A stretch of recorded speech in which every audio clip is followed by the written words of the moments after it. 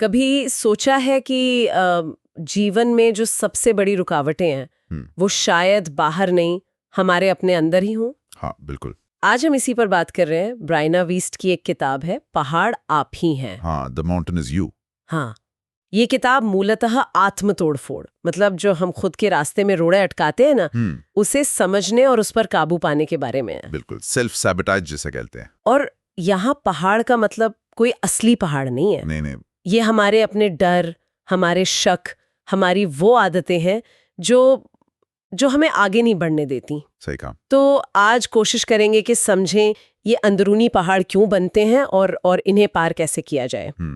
किताब का एक बड़ा मजेदार नजरिया ये है कि ये पहाड़, मतलब ये रुकावटें, ये हमें रोकने के लिए नहीं है, बल्कि ये हमें कुछ सिखाने के लिए हैं। बिल्कुल, सिग्नल की तरह है एक तरह से। हाँ, और जिसे हम आत्म तोड़फोड़ कहते हैं, वो असल में कई बार खुद को बचाने का एक तरीका होता है। हाँ, एक डिफेंस मैकेनिज्म जैसा। बिल्कुल, हमारा दिमाग हमें किसी अनजाने डर से या तकलीफ से या नाकामी से बचाने की कोशिश कर रहा होता है।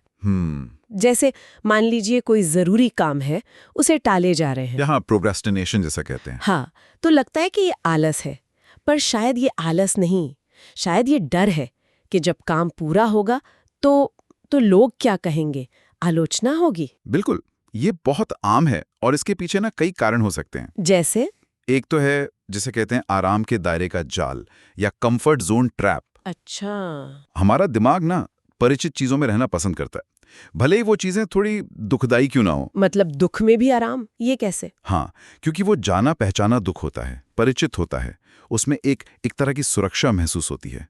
नया रास्ता हमेशा अनजाना और थोड़ा डरावना लगता है। सही बात है। कारण है बदलाव का डर। बदलाव का डर। हाँ, देखिए, लोग कामयाबी चाहते तो हैं, पर कई बार उनकी पहचान सालों के संघर्ष से इतनी जुड़ जाती है कि सफलता उन्हें अपनी पहचान खोने जैसी लगती है। मतलब वो सोचते हैं, अगर मैं कामयाब हो गया तो फिर मैं कौन रहूंगा। ये तो बड़ी अजीब बात है, सफलता से डरना। हाँ, होता है। उतना ही डर लगता है सफलता से जितना असफलता से, शायद कभी कभी ज्यादा भी। कोई उदाहरण है इसका? बिल्कुल, जैसे कोई इंसान है जो सालों तक कह लीजिए खराब रिश्तों में रहा है, फिर उसे एक अच्छा स्वस्थ रिश्ता मिलता है, पर वो उसमें ना बेवजह झगड़े शुरू कर देता है। क्यों? क्योंकि वो शांति, वो सुकून, वो उसके लिए इतना अपरिचित है, इतना नया है कि उसे अजीब लगता है। वो अनजाने में पुराने परिचित पैटर्न, भले वो दर्दनाक हो, उसमें लौटना चाहता है। बाप रे, तो ये पैटर्न हमें अनजाने में कंट्रोल कर रहे होते हैं। बिल्कुल, पर यहाँ सबसे जरूरी बात यह है, वीस्ट कहती हैं कि आत्म तोड़फोड़ का हर वाकया वो कोई श्राप नहीं है। तो क्या है? वो एक सुराग है, एक क्लू। क्लू किस चीज का? इस चीज का कि हमारे अंदर कौन से डर छिपे हैं, कौन सी जरूरतें हैं जो पूरी नहीं हो रही हैं। ये हमें अपनी तरफ इशारा करता है। ओके, तो ये समझना तो ठीक है कि ये क्यों होता है, पर सवाल ये है कि इसे तोड़े कैसे? इस अंदरूनी पहाड़ पर चढ़ाई कैसे शुरू करें? हाँ, ये सबसे अहम सवाल है। वीस्ट कुछ स्टेप्स बताते हैं। पहला है कि पूरी ईमानदारी से अपने उन व्यवहारों को पहचानना जो हमें रोक रहे हैं, बिना किसी बहाने के। Self honesty. हाँ, फिर उस व्यवहार के पीछे जो असली भावना छिपी है उसका सामना करना, खुद से पूछना, ये आदत मुझे असल में किस चीज से बचा रही है। ये मुश्किल कदम है, भावनाओं का सामना करना। बहुत।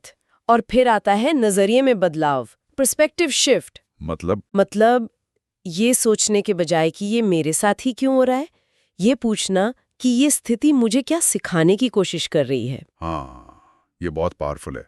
What is this teaching me? हाँ, ये सवाल पूरी कहानी बदल सकता है। बिल्कुल, और इसी नजरिए से जुड़ती है अगली चीज, भावनात्मक सहन शक्ति, इमोशनल एंड्योरेंस। इसका क्या मतलब है? इसका मतलब है कि जो मुश्किल भावनाएं उठ रही हैं, डर, बेचैनी, अनिश्चितता, उनको महसूस करने और उनसे गुजरने की क्षमता बढ़ाना, बिना तुरंत भागे या रिएक्ट किए। मतलब अनकंफर्टेबल फीलिंग्स के साथ बैठना सीखना। हाँ, ये समझना कि बेचैनी या डर महसूस होना ये कोई खतरे का सिग्नल नहीं है, ये असल में ग्रोथ का, विकास का हिस्सा है। सही कहा। और आखिरी कदम, अपने असल लक्ष्य को, जो आप पाना चाहते हैं, उसे बिल्कुल साफ साफ देखना, विजुलाइज करना, और फिर अपने रोज के छोटे छोटे कामों को उस बड़े लक्ष्य से जोड़ना। और जानते हैं, ये पूरी प्रक्रिया ये सिर्फ पहाड़ पर चढ़ना नहीं सिखाती। तो क्या सिखाती है? ये हमें खुद पहाड़ बनने की ओर ले जाती है। खुद पहाड़ बनना मतलब बदलाव सिर्फ रुकावटें हटाने के बारे में नहीं है।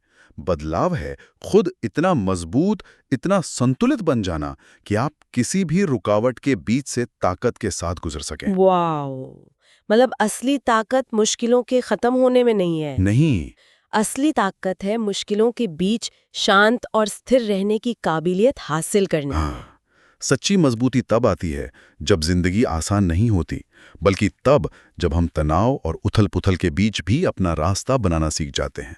क्यों?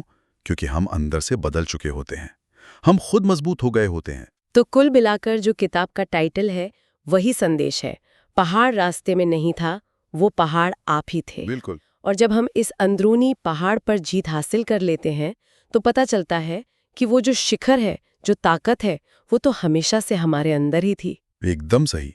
और शायद श्रोताओं के लिए एक सोचने वाली बात यह हो सकती है हाँ। कि अगर ये आत्म तोड़फोड़ वाले पैटर्न सिर्फ सुराग हैं, तो इस हफ्ते अपने किसी एक छोटे से पैटर्न पर गौर करें। कोई एक छोटी सी आदत जो शायद आपको रोक रही हो। और बस ये सोचें कि इसे समझने की दिशा में वो पहला छोटा सा कदम क्या हो सकता है। सिर्फ उसे देखना, उसे पहचानना, शायद यही उस अंदरूनी पहाड़ की चढ़ाई की शुरुआत हो।